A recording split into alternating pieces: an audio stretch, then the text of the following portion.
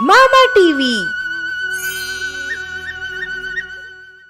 Motorcycle पानी का pump. Samaspur गांव में सिद्धू नाम का एक किसान रहता था। वो बहुत ही मेहनती था। उसके पास 4 एकड़ जमीन थी जो बहुत ही उपजाऊ थी। सिद्धू के परिवार में उसकी पत्नी और उसका एक बेटा था। दोनों बाप बेटा अपनी जमीन पर बहुत मेहनत करते थे और अच्छी फसल उगाते थे। दोनों बाप बेटा जब थक हार कर घर पहुंचते तो सिद्धू की पत्नी कमला उनके लिए गरम गरम खाना परोसती। आ गए दोनों बाप बेटा, चलो आओ जल्दी, हाथ मुंह धोकर खाना खा लो, गरम गरम खाना तैयार है। हाँ माँ, बहुत भूख लगी है। हाँ कमला, आज बहुत थक गए हैं, जल्दी से खाना खिलाओ। वो तीनों बड़ी खुशहाली से अपना जीवन गुजर बसर कर रहे थे। लेकिन सिद्धू ये नहीं जानता था कि गांव के जमींदार की नज़र उसकी जमीन पर थी, क्योंकि उसकी जमीन के पास तालाब था और उसकी जमीन बहुत उपजाऊ थी। ये सिद्धू की जमीन का कुछ करना पड़ेगा, बहुत उपजाऊ जमीन है। एक बार सिद्धू की बीवी कमला बहुत बीमार हो गई और उसे इलाज के लिए उसे शहर ले जाना पड़ा।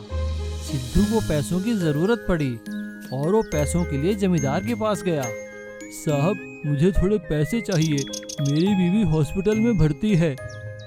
हाँ सिद्धू, आओ, पैसे तो मैं तुम्हें दे दूंगा, लेकिन गिरवी रखने के लिए क्या है तुम्हारे पास? साहब मेरी जमीन है, उसे गिरवी रख लीजिए। सिद्धू के मुंह से यह सुनकर जमींदार खुश हुआ। अब आया उन पहाड़ के नीचे। जमींदार सिद्धू को पैसे दे देता है और उसकी जमीन के कागज अपने पास रख लेता है। कुछ महीने बीत जाने के बाद जमींदार अपने आदमियों को लेकर सिद्धू के खेत में पहुंचा और उससे पैसों का ब्याज मांगने लगा। अरे साहब, मैं आपको इकट्ठा दे दूंगा। अरे ऐसे नहीं होता सिद्धू, ब्याज तो हर महीने देना पड़ता है। जमींदार के आदमी सिद्धू का पंप लेकर चले जाते हैं। उसके जाने के बाद दोनों बाप बेटा खेतों में उदास बैठकर सोचने लगते हैं कि बिना पानी के खेती कैसे होगी। दोनों उदास मन से घर जाते हैं। तभी सिद्धू को अपनी मोटरसाइकिल देखकर एक आइडिया आता है। वो अपने घर में पड़े पुराने पंप को ठीक करता है और उसे मोटरसाइकिल से चलाने के लिए उसमें एक रस्सी जोड़ देता है और खेतों में पानी आने के कारण उनकी खेती लहराने लगती है। फसल तैयार होने पर वो मोटरसाइकिल के पीछे एक छोटी सी ट्रॉली में फसल बाजार में ले जाकर बेच देता है। सिद्धू पैसे लेकर जमींदार के पास जाता है और अपनी जमीन के कागज वापस ले आता है और वो तीनों फिर से खुशी खुशी रहने लगते हैं। जादुई इडली मशीन। चंदनबाड़ी गांव में रामू अपनी माँ बिमला के साथ रहता था। दोनों का एक दूसरे के सिवाय कोई नहीं था। रामू की माँ बिमला बहुत अच्छी इडली बनाती थी और पास के शहर में जाकर बेच दिया करती थी। इसी से दोनों का गुजर बसर चल रहा था। उनकी इडलियां स्वाद होने के कारण एकदम बिक जाया करती थी। एक दिन रामू की माँ की तबीयत खराब हो गई। उसे बहुत तेज बुखार आ गया। बिमला ने इडली बनाने के बाद रामू से कहा, आज मेरी तबीयत ठीक नहीं है बेटा, आज शहर जाकर तुम्हें ही इडली बेचनी होगी। हाँ माँ, आप आराम करो, मैं शहर जाकर इडली बेचूंगा। रामू इडलियां लेकर शहर की ओर चल पड़ता है। शहर जाकर जैसे ही रामू इडली बेचने लगता है, तभी उसे एक बुढ़िया नजर आती है जो सभी दुकानों में जा जाकर खाना मांग रही थी, लेकिन उसे कोई खाना दे नहीं रहा था। तब वो बुढ़िया रामू के पास आई और उसने रामू से कहा, अरे बेटा, बहुत भूखी हूँ, 2 दिन से कुछ नहीं खाया, कुछ खाने को दे दे बेटा। हाँ माताजी, ये लीजिए, इडली खाइए। और रामू ने उस बुढ़िया को इडली दी। अब रोज बिमला इडलियां बनाती और रामू से शहर ले जाकर बेच देता, लेकिन साथ ही वो उस बुढ़िया को भी खाने को दिया करता था। एक दिन जब रामू शहर जाकर इडलियां बेच रहा था, तभी बहुत तेज तूफान आया और उसकी सारी इडलियां खराब हो गई। तूफान थम जाने के बाद रामू जोर जोर से रोने लगा। नहीं, मेरी सारी इडलियां खराब हो गईं। अब मैं क्या करूं? माँ की दवा के लिए पैसे कहाँ से आएंगे? उसे रोता देख अचानक वो बुढ़िया वहाँ आई और उससे पूछने लगी, क्या हुआ बेटा, परेशान हो? रामू ने उसे सारी बात बताई। रामू की बात सुनते ही बुढ़िया ने उसे एक मशीन दी और कहा, लो बेटा, इस यंत्र से जितनी चाहो उतनी इडली निकाल सकते हो। इसमें कुछ मिलाने की जरूरत नहीं, ये अपने आप जितनी चाहो उतनी इडली तुम्हें देगी। आप कौन हैं? रामू के ऐसा पूछते ही वो बुढ़िया एक देवी में बदल गई और उसने रामू से कहा, मैं स्वर्ग लोक की देवी हूँ। धरती पर सबकी परीक्षा लेने के लिए आई थी। हर कोई पापी निकला, बस तुम ही मन के एकदम साफ निकले, इसीलिए ये तोहफा तुम्हारे लिए। रामू को आशीर्वाद देकर देवी माँ वहाँ से गायब हो गईं। जादुई इडली मशीन के कारण रामू का इडली का कारोबार काफी चल निकला और उसने शहर में एक बहुत बड़ा होटल खोल लिया। लेकिन उसने गरीबों की मदद करना नहीं छोड़ा, क्योंकि इसी सेवा के कारण ही तो उसे जादुई इडली की मशीन मिली थी। Auto train. सुंदरपुर नाम के एक छोटा सा गांव था। उस गांव में 500 साल पुराना एक बड़ा मंदिर था। उस चारित्रिक मंदिर को देखने बहुत सारे लोग हर रोज वहां पर आते थे। उन यात्रियों को मंदिर तक पहुंचाने के लिए उस गांव में सिर्फ 2 ही ऑटो वाले थे। एक का नाम था गंगाधर और दूसरे का नाम था दामोदर। गंगाधर बहुत परिश्रमी और नेक आदमी था। दामोदर को उसे देखकर बहुत जलन होती थी। इस गांव में सभी गंगाधर के ऑटो ही चल रहे हैं। ये दिन ब दिन अमीर होता जा रहा है, बहुत सारे पैसा इकट्ठा कर रहा है। कुछ न कुछ करके इसको मजा चकाना चाहिए। एक दिन जब गंगाधर और दामोदर ऑटो स्टैंड पर थे, जॉन करके एक आदमी आया और ऐसा बोला, क्या आप गंगाधर हैं? आपकी बहुत तारीफ सुनी है कि आप बहुत अच्छा ऑटो ड्राइवर हैं। मेरा एक कंपनी है जिसका नाम है गोला।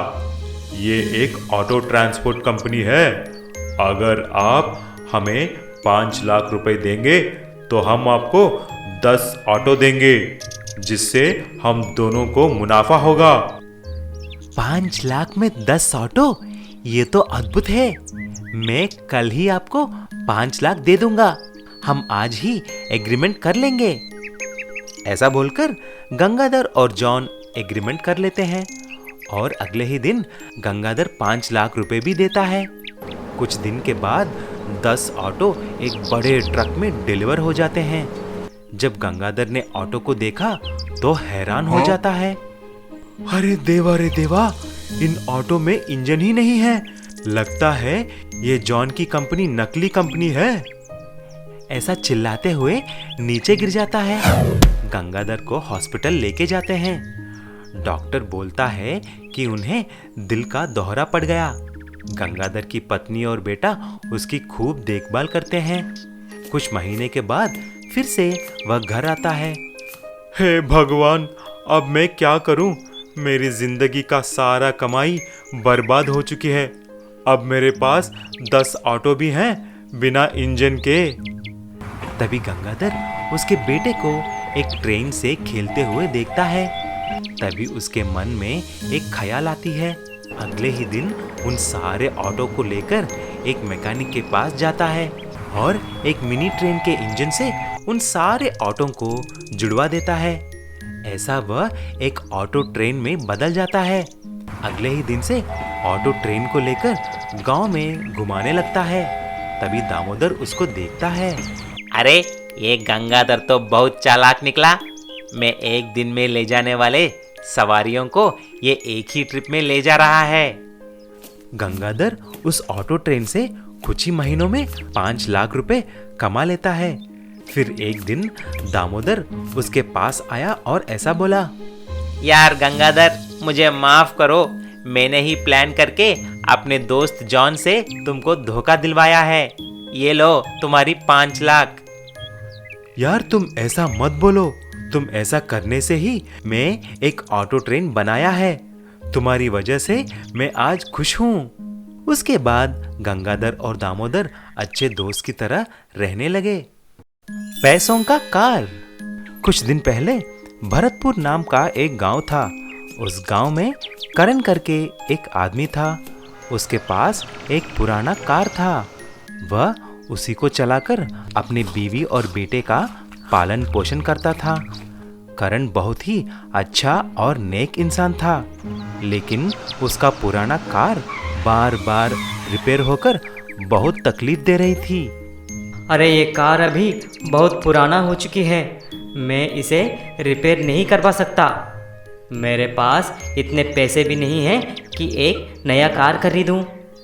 एक दिन अपने कार में शहर जा रहा था, तभी उसने एक घायल गाय को देखा। तुरंत वह कार रोक के, अरे इस गाय को बहुत बुरी तरह घाव है, इसको मुझे मदद करनी चाहिए। ऐसा सोचकर उस गाय को अपने कार में डालकर शहर में अस्पताल लेके गया। उस गाय को इलाज करवाया। डॉक्टर उस गाय को एक इंजेक्शन और दवा डालते हैं। गाय बिल्कुल ठीक हो जाती है। तभी वह गाय एक देवता के रूप में बदल जाती है। मानव, मैं एक श्राप की वजह से एक गाय बन चुकी हूँ। एक लॉरी वाले की एक्सीडेंट की वजह से मैं घायल हो गई। आपने मुझे बहुत सेवा किया। आप एक नेक इंसान हैं। बोलो, आपकी क्या इच्छा है? देवता, मेरी कार बहुत पुरानी हो चुकी है, आप उसे ठीक करवा दीजिए बस। बेटा करण, मैं एक वरदान दे रही हूँ। आप इससे कुछ अच्छा ही मांग सकते हैं। मुझे और कुछ नहीं चाहिए माँ, बस मेरी कार को ठीक करवा दो।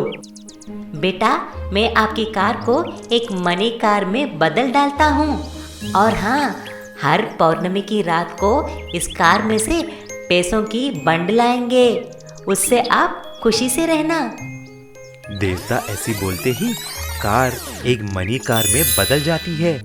ये सारी बात करण आकर उसकी बीवी को बोला। उसने यकीन नहीं कर पाई। ये आप क्या बोल रहे हैं जी? आखिर ये बात कल ही पता चल जाएगी, क्योंकि कल ही पौर्णमी है। अगर आपकी बात सच निकली तो इस मनी कार में से नोटों के बंडल निकलना है। उस पौर्णमी की रात करण और उसकी बीवी कार के सामने ही इंतजार कर रहे थे। अचानक से आसमान से एक बहुत बड़ी रोशनी आकर कार पर पड़ती है और उस मनी कार के अंदर से ढेर सारे नोटों के बंडल बाहर आकर गिरते हैं। दोनों बहुत खुश हो जाते हैं। अजी, सुनते हो? आपकी देवता की बोली सच निकली। हम इस पैसों से एक बड़ा जमीन और घर खरीदेंगे और कुछ पैसे गांव के गरीबों को भी दे देंगे। ऐसा करण और उसका पत्नी अमीर हो जाते हैं। हर महीने आए हुए पैसे गांव के गरीबों में बांट लेते हैं।